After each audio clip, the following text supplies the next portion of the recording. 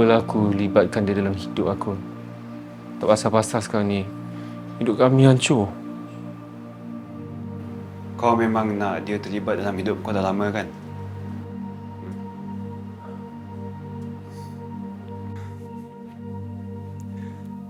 Maksud aku, Lisa tu memang ditakdirkan untuk ada dalam hidup kau.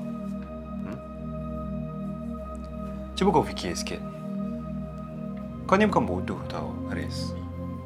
Sikitlah, tak banyak pun.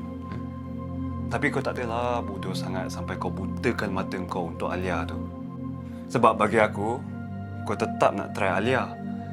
Dan sebab tu jugalah kau dapat bersembang dengan si Lisa tu. Yalah, sebab kau tetap minta idea daripada Lisa tu untuk betulkan hubungan kau dengan Alia kan? Dan time tu juga, kau dapat bersama dengan Lisa. Kalau tak, kenapa kau pergi rumah dia, kau nak minta resepi, betul tak? Yes. Nak sign ke? Sorry. I busy hari ni. Next time, okay? Memang nak sign kau pun. Nak sign yang menyatakan engkau sebenarnya punca kafe bunga telah ditutup. What? Excuse me? Owner you tu yang record video I senyap-senyap. Lepas tu upload my video. And then lepas tu, kafe tu nak tutup. Salah feelingnya. Mana owner you yang buruk tu? Buruk kau cakap. Chef buruk itu mulut tu boleh tahan Hey, hello.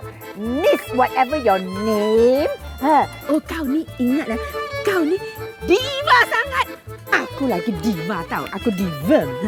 Diva tu apa? Aku pun tak tahu. Hai.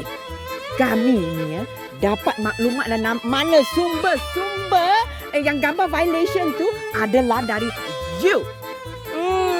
Lepas tu pula gambar tu semua fake. Fake macam kau.